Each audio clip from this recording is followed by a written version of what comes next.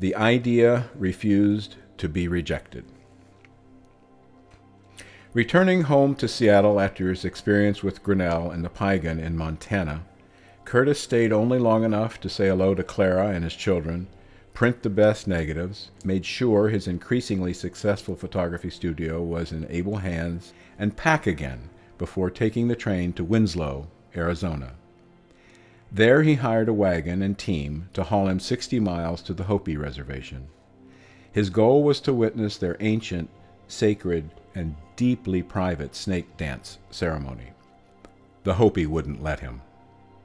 But over the next several years, he returned to the Southwest and the Hopi again and again, and eventually gained access to the ceremony. For 3 decades, from 1900 to 1930, he traveled widely throughout the West, from the U.S.-Mexico border to British Columbia and northern Alaska, visiting over 80 surviving tribes, photographing, compiling extensive notes, and making film and sound recordings. It was the largest ethnographic study ever undertaken. Out of this work, Curtis created the monumental The North American Indian. More than 5,000 pages of narrative text, including glossaries of 82 languages, extensive descriptions of clan structure, descriptions of tools, hunting and farming practices, dietary habits and food, marriage and funeral customs, a record of hundreds of ceremonies and myths and tales, many pages of musical notation and translations of songs and ceremonies, 1,503 photogravures bound into 20 books, including many beautiful hand-colored plates, and the 723 large-format portfolio photogravures you see in this exhibition.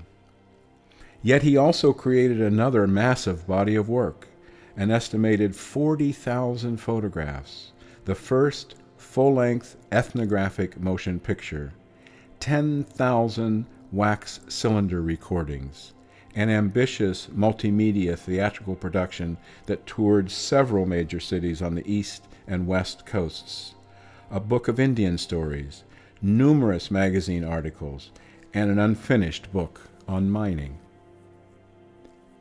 In the course of those decades, he was for a time the most celebrated, sought-after photographer in Puget Sound, was befriended by a U.S. president, received a huge financial grant from the richest man in the United States, suffered a breakdown and left the project lying moribund for nearly 6 years, lived through the travails of World War I and the Great Depression, saw his marriage fail, even, of necessity, worked for a time in Hollywood.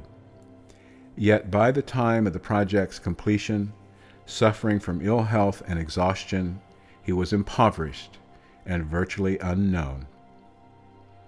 In a substantial article about Curtis's work George Grinnell published in 1905 in Scribner's magazine, he said, "To do what he thought of meant much travel, great expense, and unending toil.